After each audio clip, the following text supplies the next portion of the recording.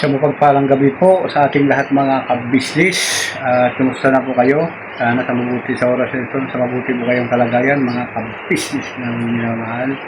At siyempre po mga ka-business, mga kapapi, Happy New Year po sa inyong lahat. Yun. Lalo na kay Kuya, Ate ka-business, kay Papa din, kay Busgib, kay Prince Budang, sa mga kapatid kong Kagwang, siyempre sa aking mga pamilya sa Luzon, sa aking mga kapatid, yun, nasa probinsya, yun, sa Mindanao, sa mga pamangkin kong mga Muslim, mga Kristiyano, ayun, siyempre po sa kapatid ko sa Iligaran, sa Kainlay, kumusta ka, magpagaling ka dyan, lagi ka mag-ingat, mga anak mo, ingatan mo lagi. Yan sa mga kapatid ko din na hindi ko pa nakikita. Yun, happy New Year. Sana magkita pa tayo. Mahal ko na mga kapatid dyan sa probinsya na hindi ko pa nakita. Sana magkita tayo ng personal. At yun, sa taga na panahon yung nanay natin wala na. Yan po ng mga business.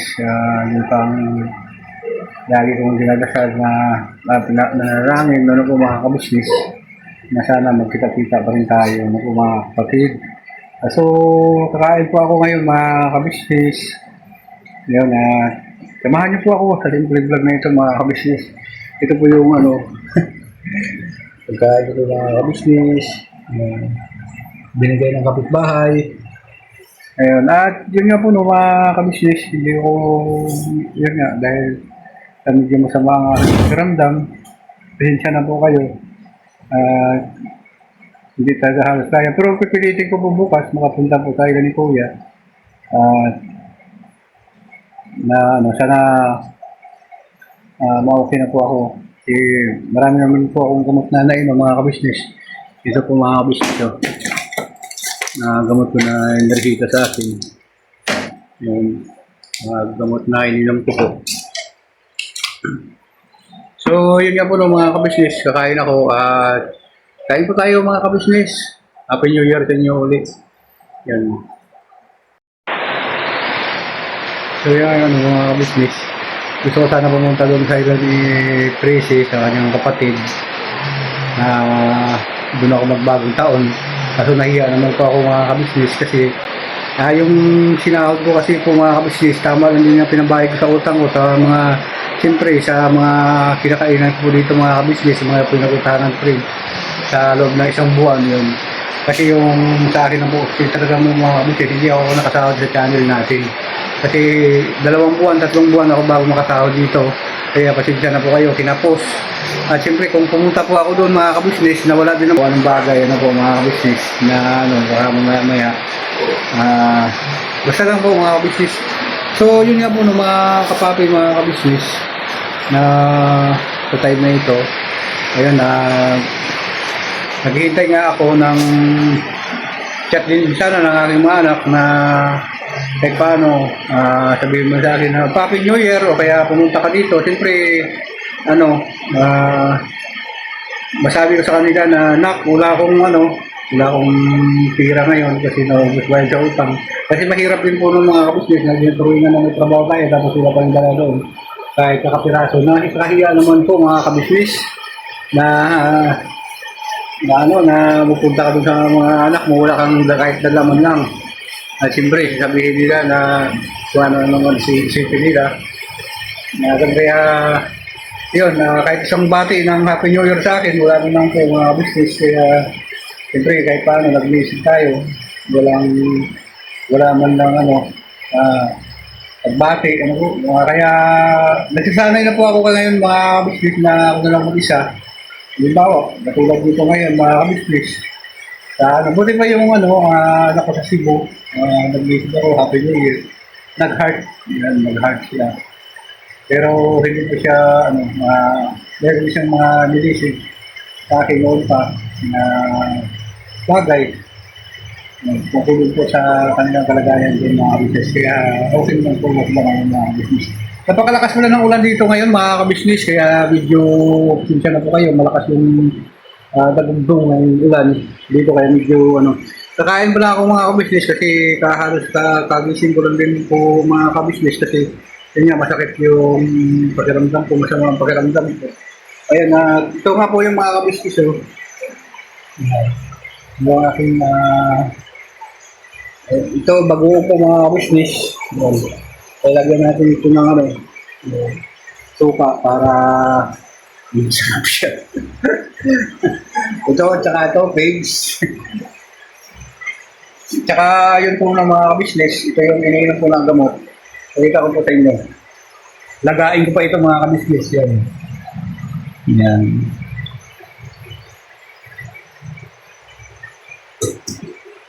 Ano po yan ha? Halo-halo po yan. Maganda sa ano sa katawan. Luyas, bawang, luya. At saka kalamansi. Wala na po kalamansi mga kabisnes. Kaya yun lang muna. Apat na sangkap. Yun po lagi yung inano ko mga kabisnes, mga kapapi yung nilalaga para sa mga maga-maga ng katawan ko. Kaya mabisa po siya mga kabisnes. Maganda po ang kanyang itik sa katawan. Talagang magaan. Kaya medyo hindi ko lang po kasi alam mga kabisnes kung mayroon akong diabetes ko ano kasi hindi po ako nabibigyan. Nakakatakot po kasi yung patikan mga business eh kasi baka sabihin mayroon kang ganito gano'n dagdag pa sa akin isipin lalo lang akong ma-stress. Ano po business kaya pasensya na po kayo. At siyempre ayun kain na tayo mga business. Kaya yan ang oras ko dito sa amin mga business at ano na eh, PM na eh. Kaya hindi talagang ano, hindi kaya. Kaya doon nga po mga business o mga kapatid ko. Yun. Happy New Year sa inyo dyan lahat. Yun. At sana sa bubuti hindi kayo kanakahit dyan mga kapatid. Yun sa mga kapatid ko pa na hindi ko nakita hanggang ngayon. Happy New Year. Sana mapanood nyo ito at mabigay nyo yung ano tamang pag-ano di sa inyong sarili, alaga para kahit paano na hindi pa naman halos huli ang lahat magkita-kita pa rin tayo ano po, sa mga pangarap mo na sana kung magkaroon ako ng konting pera pag-iipon magkita pa rin tayo ano po mga kapatid yan, isa pang kapatid ko na hindi ko nakita. Ayun, siyempre yung kapatid ko po kasi sa una mga kabisnes, walo po sila. Yun. At yun ano, naikwento din sa akin ng isa sa mga kapatid ko na naging boyfriend pa ng asawa din ng kapatid kong tagbuwang. Yun. At yung komento niya po sa akin yun. Nandun kami sa kanila, ng mga business. Pero hindi ko na po sabihin kung sino po ang business na kapatid kong tagwang na naging girlfriend ng aking kapatid sa probinsya. Ayaw po na mga business, mga kapapi. Ito, akuruan ko muna ito. Papakita ko rin sa inyo mamaya mga kabusnis. Siyempre po mga kabusnis. Kain muna tayo mga kabusnis. Yan. Huwag po kayong umalis mga kapabi, mga business. Babalikan ko po kayo. Kaya mo na mga business, balik tayo. Ito na po mga business. Hindi na ako. Yan. Tumulong na po sa mga business. Pwede natin inumin habang may pinit pa. Init. Ayun nga po ng mga business mga kapatid, nabanggit ko pala yung ano, kasi nung mga nakaraang taon na hindi pa ako nakabalik kay Kuya, medyo mainit yung pakiramdam yun ano, nagulat na lang din ako sa kayo sinabi, hintuan ako dun sa pauli ako dito nung nakarang araw, naalala ko lang po yung mga business at yun. Humingi ako ng pasensya doon sa driver na ating nabangga ako mga kabukong kasi Hindi ko po alam na bigla siyang uminto, mga kabisnes, na bangga siya. Naalala ko po kasi parang ano po yun eh, matagal na po yung mga kabisnes, panahon pa yun ni nanay. Medyo talagang stress kasi ako ng mga kabisnes eh. Kaya parang nakakalimutan ko na. So, bago ko pumasok na doon, pumunta sila ni Kuya, pero yun nga, magpipintura tayo doon sa bahay ni Papa, di sa lipatan ni ng kanyang girlfriend. Bigla ako dito jeep. Sabi niya, ay, damulag! Sabi ganon. Ano ka pala? Vlogger ka pala? Sabi ganon. Sabi ko, oy, ako yung binangga mo. Doon sa Almar, yung pag ano po sabi ko, inisip ko ng todo. Ay, oo nga pala, no? Kasi yung tambutso niya mga business, pumasok yung gulong ng tricycle, padala ko ng mga business, pumasok, tapos nabali yung tambutso niya. Tapos parang ako pa yung nagalit. Pero bandang uli ko, mga business, hinanap ko rin talaga siya. Hindi ako pumayag na hindi ko siya nakita. Inayos yung kanyang tambutso. Inayos. Pinalibing ko, binayaran ko. Inaalok ko siya na bayaran ng kalahatan ng damage. Pati yung mga pasahero niya na bumaba. Gusto kong bayaran ng time na yon. Pero hindi siya pumayag, mga kabisnes. Sabi niya okay na daw sa kanya. Tapos, sabi niya, first time ko lang din ako, sabi niya ganyan na bangga pa ako, sabi niya. Parang may kurot sa akin damdamin, mga kabisnes, kaya yung time na yun, ulitin ko ulit, inaanak ko siya kasi ngayon, dadaanan niya akong time na yun. Pero sabi ko, bakit napabilis ito? Kasi nakasinggil ko ako mga business. Sabi ko, bilis sa jeep na ito. Sabi ko lang yun. Kaya pala, sabi niya, damulag. Nakasubscribe na po pala siya sa akin mga business. Kaya ito, brother, binigyan ko rin po siya ng kunting halaga. Kaya maraming salamat sa iyo kung manood mo to. Pasensya, patawarin mo sana ako dahil medyo talagang may problema lang, medyo malalim yung problema ni Kuya Hong sa bulag, kaya ganyan din mga kabisnes. Pero ngayon po mga kabisnes, okay na po mga kabisnes, kasi ngayon lang nakaka-recover na ako, hindi naman. Kaya thank you very much din sa iyo. Sana mapanood mo ulit at humihingi ako ulit ng tawad. Yun. Pasensya ka na talaga. Pero okay na po siya ngayon mga kabisnes. Sige, kausapan mo ulit. Sobrang saludo ako sa iyo. Kaibigan na tayo ngayon. Kaya kung may meron kang gusto na talagang walang-wala, bigay na para tulungan, isabi mo lang sa akin at siyempre mayroon tayong lalapitan para matulungan. Ano po mga kabisnes?